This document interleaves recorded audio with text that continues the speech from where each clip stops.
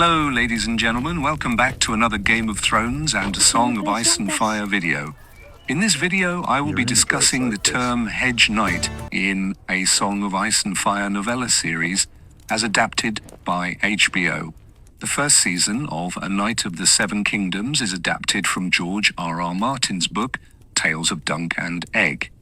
If you are a fan of George R.R. Martin's adapted series, you may have come across names of several knights. But who is a Hedge Knight? Let's delve into it then. Hedge Knights are often described as itinerant knights who do not possess land or a permanent home, hence the term hedge, referencing their status as solitary figures. Unlike fully fledged knights, who are vassals to a lord and maintain a castle or estate, Hedge Knights roam the countryside, participating in tournaments or offering their martial skills for hire. Their status as lesser knights mean they typically do not command the loyalty or wealth of those connected to noble families, which contributes to their precarious existence. Hedge Knights are recognizable by their distinctive attire. They often wear armor that is less ornate than that of higher-ranking knights and carry their sigils, if they have any, on a simple tabard or cloak.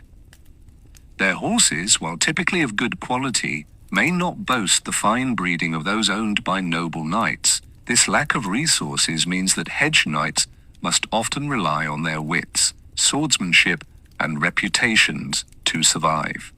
Now let me provide some social context. The presence of Hedge Knights highlights the stratification of Westerosi society. Traditionally, a man could only attain knighthood through a ceremonial act, usually performed by a king or a nobleman. However, many Hedge Knights come from backgrounds that do not include the resources necessary for sustaining a noble lifestyle. As a result, they exist in a kind of limbo, embodying the ideals of chivalry while simultaneously lacking the societal structures that often accompany them. The life of a Hedge Knight is fraught with danger and uncertainty. The absence of a lord to provide protection means Hedge Knights are vulnerable to banditry and violence.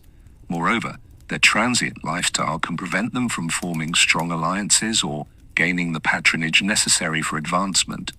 As such, they embody the ideals of honor, bravery, and martial prowess while also representing a more sobering reality of life on the margins of feudal society. Historically, tournaments are a hallmark of knightly culture in A Song of Ice and Fire universe, and Hedge Knights often vie for glory in these contests.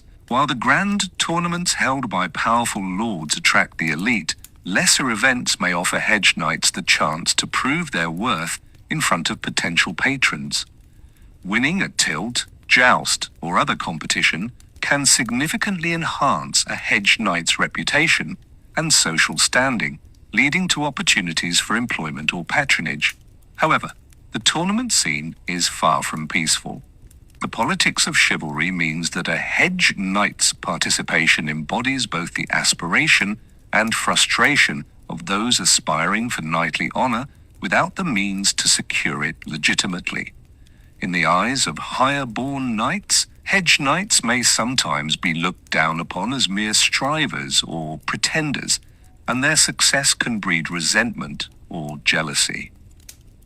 Several characters within the wider narrative of A Song of Ice and Fire are either directly identified or can be classified as Hedge Knights, demonstrating the diversity of this archetype.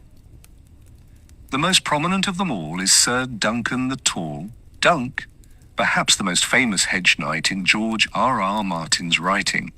Sir Duncan the Tall is the protagonist of the Tales of Dunk and Egg novellas, set approximately 90 years before the events of Game of Thrones. Dunk's adventures serve both as a comedic exploration of knightly values and a critique of the rigid social structures of Westeros. His character embodies the virtues of honor and bravery, juxtaposed against the more corrupt elements of the aristocracy.